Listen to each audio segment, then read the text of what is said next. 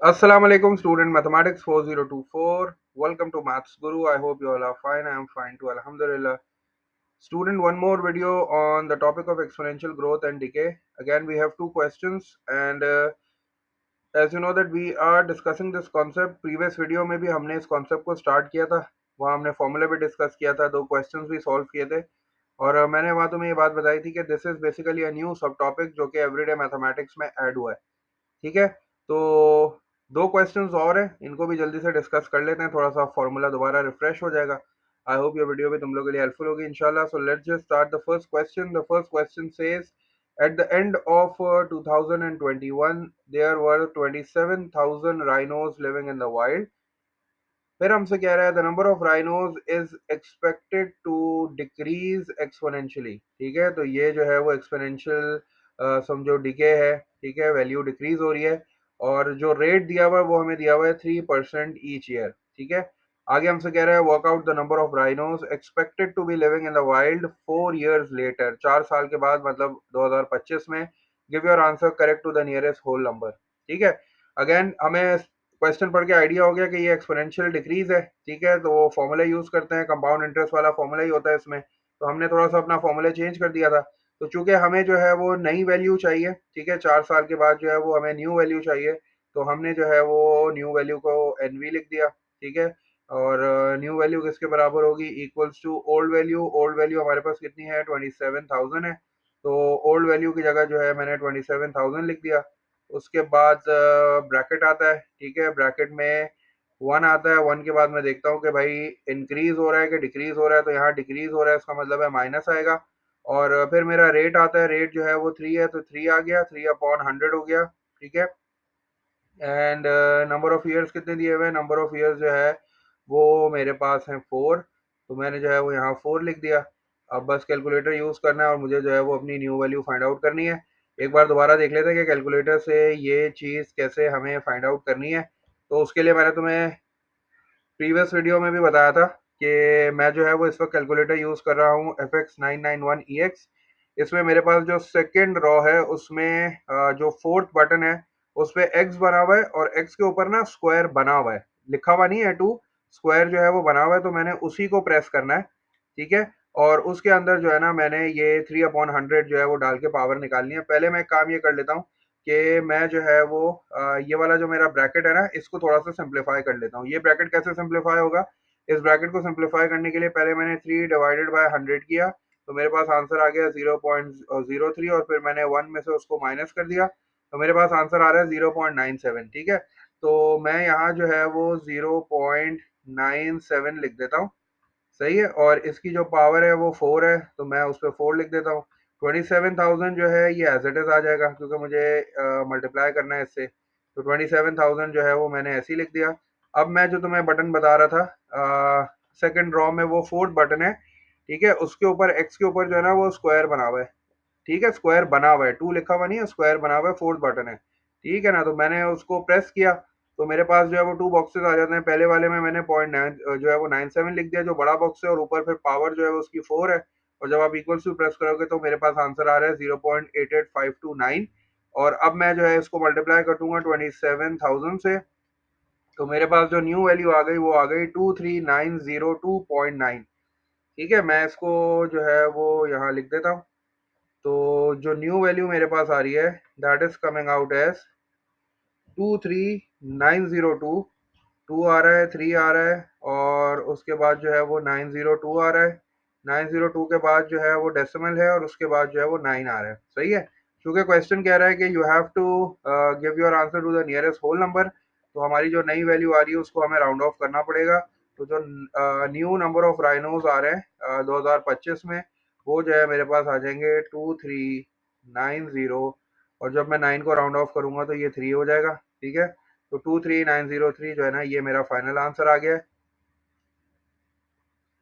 अच्छा, अब थोड़ा सा है ना अपने आप को ना इस तरह भी ट्रेन करो कि जो तुम्हारा आंसर आता है ना उसको थोड़ा सा चेक भी किया करो कि क्या ये पॉसिबल है वैल्यू के नहीं है, क्योंकि इससे ना आपको अपनी गलती पकड़ने में आसानी हो जाती है. अब अगर मैं क्वेश्चन को देखूं तो मेरे पास जो 2021 में वैल्यू थी वो थी 27,000. ठीक है, और उसने मुझे बोला कि यार ये डिक्रीज हो रही है. सही है, और डिक्रीज 3% जो है ईच ईयर हो रही है। फॉर्मूला मैंने यूज किया 4 साल के बाद। अब जो मेरा आंसर आ रहा है वो आ रहा है 23,903। तो ठीक है, 27,000 है और हर साल जो है वो 3% का डिक्रीज हो रहा है। ये जो एक्सपोनेंशियल ग्रोथ का कॉन्सेप्ट होता है, एक्सपोनेंशियल ग्रोथ या डिके का, ये कंपाउंड इंटरेस्ट वाला कॉन्सेप्ट है। मतलब ये है कि नई वैल्यू जो है ना वो दोबारा जो है ना वो 3% डिक्रीज होगी। तो इस तरह जो है ना मैंने पावर वाला फॉर्मूला यूज करना है कंपाउंड इंटरेस्ट का। तो मेरे पास जो फाइनल आंसर आ रहा है that is coming out as 23,903।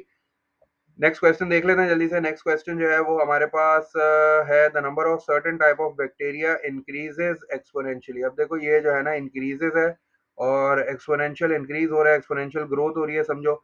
और जो रेट हमें दिया हुआ है वो R% दिया हुआ है और हमें ये बोला है कि after 22 days the number of this bacteria has doubled. मतलब हमें ना उसने ओल्ड वैल्यू दी है और ना उसने हमें न्यू वैल्यू दी है, बस ये बता रहा है कि ओल्ड वैल्यू जो भी है उसका डबल हो गई है न्यू वैल्यू।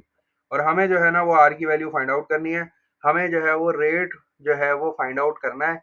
तो यहाँ चूंकि एक्सपोनेंशियल इंक्रीज है वही वाला फॉर्मूला यूज कर लेते हैं। लेकिन प्रॉब्लम ये है कि ना हमारे पास ओल्ड वैल्यू है ना हमारे पास न्यू वैल्यू है। लेकिन हमें इतना पता है कि ओल्ड वैल्यू और न्यू वैल्यू जो है ना उसमें रिलेशन है। ओल्ड वैल्यू का डबल हो रहा है तो इसका मतलब है कि वही फिर हमारे पास जब कोई चीज़ नहीं होती तो हमने ये कर लिया कि हमारे पास जो ओल्ड वैल्यू है उसको हम एक्स ले लेते हैं। ठीक है ना, ओल्ड वैल्यू को हम लोग एक्स ले लेते हैं और जो हमारे पास न्यू वैल्यू आ जाएगी डेफिनेटली वो इसका डबल हो जाएगी। डबल का मतलब जो है इसका 2 टाइम्स हो जाएगी तो वो हो जाएगी 2x। तो अब मैं जो है वो यही वेरिएबल्स यूज करता हूँ और आर की वैल्यू फाइंड आउट करता हूँ। फॉर्मूला मेरे पास वही है। तो मैं 2x से स्टार्ट कर रहा हूँ क्योंकि मेरे पास जो न्यू वैल्यू है वो 2x है।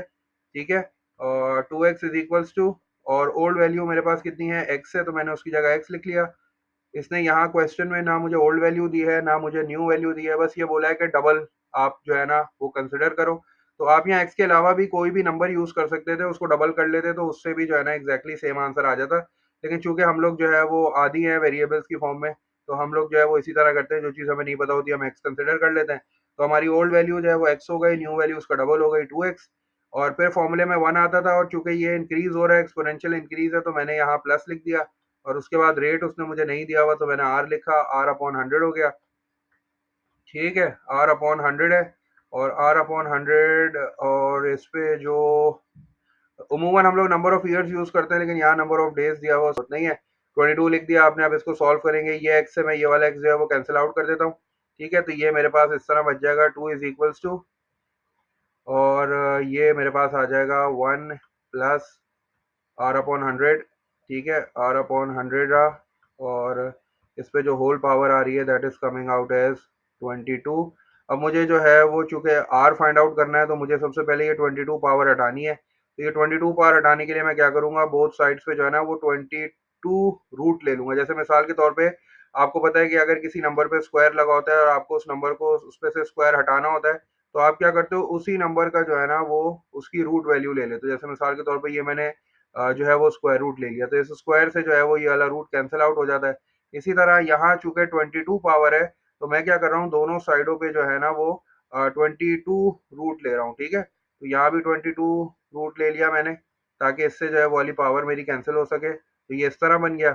और जब मैं यहाँ भी 22 रूट लूंगा तो वो इस तरह बन जाएगा 1 प्लस आर अपॉन 100।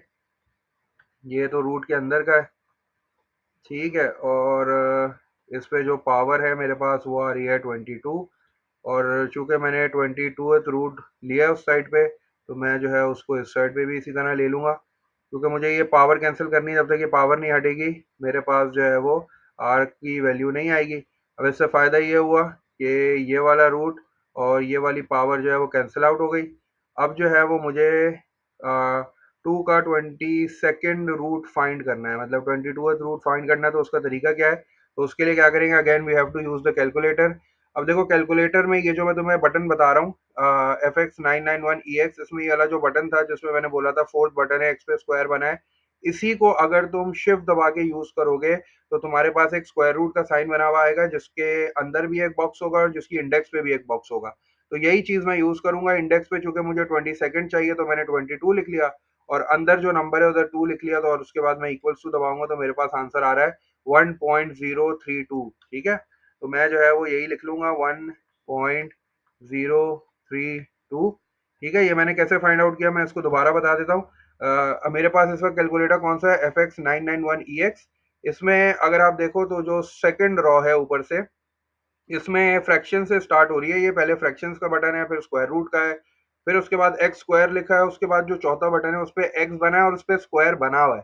ठीक है, अगर तुम ये वाला बटन यूज करोगे शिफ्ट दबा के, तो तुम्हारे पास जो है वो डिस्प्ले पे तुम देखोगे कि स्क्वायर रूट बना हुआ होगा, स्क्वायर रूट के अंदर एक बॉक्स होगा, और स्क्वायर रूट की जहाँ पावर लिखते हैं ना वहाँ पे एक बॉक्स होगा। तो यही वाला बॉक्स हमें यूज करना है। एक जगह हम 22 लिखेंगे, जो जो इंडेक्स की पावर है, जो इंडेक्स वो है उस पर 22 लिखा हमने, और जो अंदर बेस है उसमें हमने 2 लिख दिया और इक्वल्स टू दबाया, तो हमारे पास आंसर आ रहा है 1.032। ये मैंने एज इट इज लिख दिया। ठीक है, और उसके बाद जो है वो यहाँ लिखा हुआ है 1 + R/100।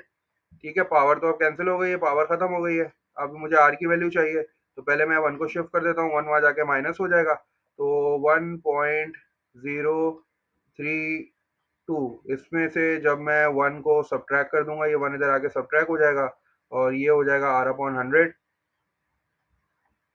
रेट याद रखना, रेट जो है वो परसेंटेज में होता है, तो हमारा फाइनल आंसर भी परसेंटेज में ही आएगा, क्योंकि हम रेट को जब पुट करते हैं, देखो यहाँ मैंने जो है 3% की जगह पे 3 लिखा है, इसका मतलब है ये ऑटोमेटिकली परसेंट में ही मैं पुट कर रहा हूँ, तो इसके हम यहाँ से भी जो आर का आंसर आएगा वो ऑटोमेटिकली परसेंटेज में ही आएगा। ठीक है, तो ये कितना हो जाएगा, दिस विल बी 0.032, ऐसे ही है। ठीक है, और फिर मैं इसको क्या करूँगा, 100 से मल्टीप्लाई कर दूंगा, क्योंकि 100 वहाँ डिवाइड हो रहा है, इधर आके 100 जो है वो मल्टीप्लाई हो जाएगा, तो मेरे पास जो है वो आर की वैल्यू आ जाएगी। आर की वैल्यू कितनी आ रही है, the value of R is coming at 3.2 हो जाएगा, क्योंकि 2 डेसिमल शिफ्ट हो जाएंगे, तो 3.2% जो है ये मेरा फाइनल आंसर आ गया। ठीक है भाई, तो ये थे दो क्वेश्चंस, दोनों एक्सपोनेंशियल ग्रोथ और डिके। ठीक है, again the formula was the same, बस ये कि थोड़े से दोनों डिफरेंट क्वेश्चन थे। एक में हमें आर चाहिए था, एक में हमें जो है वो नॉर्मल न्यू वैल्यू चाहिए थी। तो आई होप, अब देखो तुम्हारे पास 4 क्वेश्चंस आ गए हैं, तो आई होप ये कॉन्सेप्ट क्लियर हो गया होगा। 4 क्वेश्चंस में हमने 4 डिफरेंट वेरिएबल्स जो है वो बारी बारी फाइंड कर लिए हैं। हमने एन भी निकालना सीख लिया, हमने रेट भी निकालना सीख लिया, हमने न्यू वैल्यू भी निकालनी सीख ली। तो ये कैलकुलेटर के बगैर नहीं होता, तो डेफिनेटली ये पेपर 2 का जो है वो पार्ट है, मतलब समझो ये पेपर 2 में ही आ सकता है, क्योंकि कैलकुलेटर के बगैर ये 22nd रूट आप जो है ना वो फाइंड नहीं कर सकते थे। ठीक है, तो आई होप ये वीडियो तुम लोग के लिए हेल्पफुल होगी इंशाल्लाह। स्टिल कोई क्वेरी है तो you can use the comment box. Until then take care, अल्लाह हाफिज।